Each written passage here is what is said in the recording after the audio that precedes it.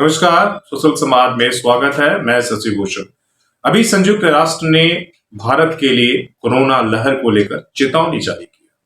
उन्होंने कहा है कि जिस तरह से भारत में दूसरी लहर ने तबाही मचाई है, उसी तरीके से तीसरी लहर भी तबाही मचा सकती है।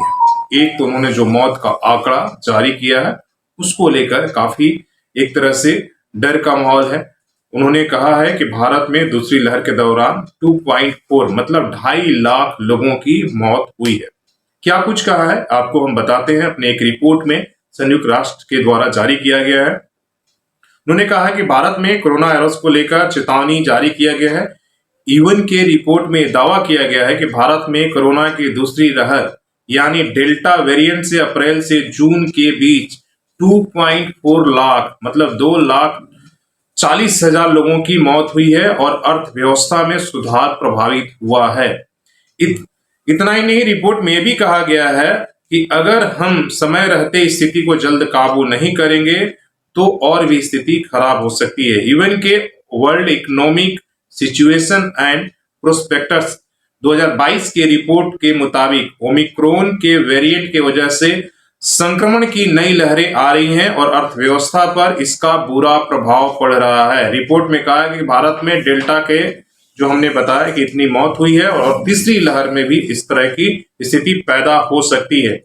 यूएन ने अपने रिपोर्ट में भी कहा है कि अगर संक्रमण को फैलने से रोकने के लिए सभी तक वैक्सीन की पहुंच अगर वैश्विक स्तर पर पूरी दुनिया तक अगर नहीं होती है तो इससे अर्थव्यवस्था के लिए बहुत बड़ा खतरा हो सकता है। आपने देखा कि पिछले 2 सालों में जिस तरह की पूरी दुनिया का अर्थव्यवस्था जो है खतरे में इस बीमारी की वजह से पड़ चुका है, तो इसको लेकर अब बहस छिड़ चुकी है।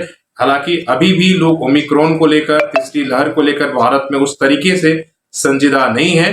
तो इस पर कहीं ना कहीं जो यूएन का रिपोर्ट है ये चिंता बढ़ाने वाली बात है। एक तो मौत को आंकड़े को लेकर लगातार जो है उस पर विवाद छिड़ा रहता है, लेकिन यूएन ने दावा किया है कि 2.4 लाख मतलब 2.5 लाख के आसपास में लोगों की दूसरी लहर में ऐसी मौत हुई है। हालांकि अभी जिस तरीके से कोरोना वायरस की यहाँ पर भारत में आंकड़े बढ़ रहे हैं, आप देख रहे हैं कि 2 लाख का आंकड़ा पार हो गया है और अभी भी जो है पीक आने में कहा जा रहा है कि जब पीक आएगी भारत में तो 8 लाख के आसपास में रोजाना मामला आ सकता है। इसलिए हमें ज्यादा सतर्क रखने की जरूरत है और इस रिपोर्ट को हम हल्के में नहीं ले सकते, इसलिए कि पूरी दुनिया पर इस बात को लेकर बहस हो रही है।